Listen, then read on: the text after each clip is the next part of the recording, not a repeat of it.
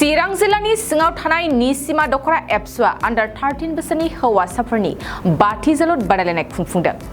दिनै दखरानि सिङाव थानाय सेरफांदालाय एप्सुनि सिंनि मालिबिथा गोजौ फरायसालिनि गेलेग्रा फोथाराव जोलुर बादायलायनायखौ बेखेवनानै चिरां जिल्ला एप्सुनि सोलोंथाइ नेहाथारि देबास्रोन ब्रह्मआ निसिमा दखरा एप्सुनि आफादगिरि नेहाथारि गेलेमु नेहाथारि सोलोंथाइ नेहाथारिजों लोगोसे गोबां जोलुर नायनो मोजां अनसायारिफोराबो बाहागो लादों।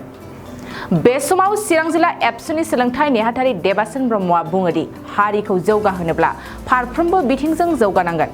बे नोजोर आरो थांखिजों एप्सुआ मेंनाय गैयाजासे खामानि मावबोबाय थादों। बिथाङा बुंबावदों, जोलुर गेलेनायाबो हारिनि मोनसे अंग, जायजों बर' हारिया सिनायथि मोनो होननानै बुङो। गिबियाव बड'लेण्ड बुब्लि आरो ओनसोलनि रादाब बे गासै नायगिरि नोंथांमोननिसिम गिबियाव खुलुमनाय जासिबाय। दा दिनै निसिमा दखरा दुलाराय बर' फरायसा आफादा मालिबिथा जि गेलेग्रा फोथार, बे फोथाराव दिनै 6थि बड'लेण्ड जि मुंख्लं जोलुर बादायलायनाय बे हाबाफारिखौ खुंफुंदों। आरो बे हाबाफारिखौ खुंफुंनायनि गुबै थांखियानो जाहैबाय जे 13 बोसोर बैसो सिंनि हौवासाफोरनि जे जोलुर बादायलायनाय, बे जोलुर बादायलायनायाव गासै जोंनि उन्दै उन्दै फंबायफोरखौ जोङो मोनसे कनस्ट्राक्टिभ आरो पजिटिभ साननायजों बिथांमोनखौ जोङो जोंनि ओनसोलाव मोजां मोनसे आबहावा, मोजां मोनसे परिबेस खालामनो थाखाय जोङो बे हाबाफारिखौ लादों। आरो दुलाराय बर' फरायसा आफादा बे 13 बोसोर बैसो सिंनि जे जोलुर बादायलायनाय हाबाफारि, बे हाबाफारिखौ जेरैबायदि गुबुन गुबुन बोसोराव मावबोदों, थिग निसिमा दखरा दुलाराय बर' फरायसा आफादाबो बे हाबाफारिखौ दिनैनि थारिखसिमाव मावबोबाय थादों आरो इयुनावबो जोङो बे हाबाफारिखौ मावलांगोन।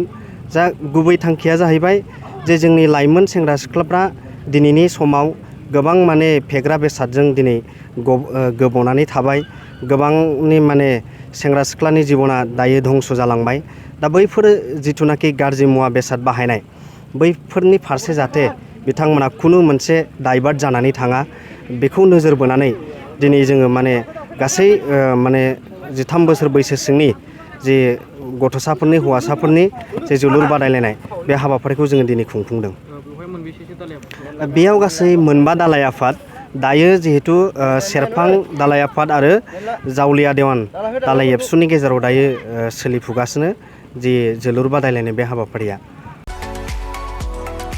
2023-24 सोलोंथाइ बोसोरनि थाखाय गोदान मुं थिसननाय लानानै फैदों डन बस्क' डिग्री कलेज साफागुरिया। देग्लायनिफ्राय डन बस्क' डिग्री कलेज साफागुरियाव बेचलर अफ आर्ट्स एबा BA नि 3थि सेमिस्टारनि गोदानै मुं थिसननाया दायो सोलिगासिनो दं। चिरां जिल्लानि साफागुरियाव थानाय डन बस्क' डिग्री कलेजआ देग्लायनिफ्राय BA थाखोनि 3थि सेमिस्टारनि थाखाय गोदानै एडमिसन लानायजों लोगोसे बड', इक'नमिक्स, इंलिश, एडुकेशन, हिस्टरी आरो पलिटिकल साइन्स आयदानि थाखाय BA अनार्सनिबो खाबु दं। गोग्गो सोलोंथाइनि थासारिजों लोगोसेयैनो डन बस्क' डिग्री कलेज साफागुरियाव आलादा आलादायै हौवा हिन्जावनि थाखाय हस्टेलनि खाबुबो दं। जुदि फरायसाफोरा डन बस्क' डिग्री कलेज साफागुरियाव BA 3थि सेमिस्टारनि थाखाय गोदानै एडमिसन लानायनि सायाव आबुं बाथ्राखौ मिन्थिनोब्ला नैबे मबाइल नम्बर 9365519559 आव थोंजों सुला लानो हागोन।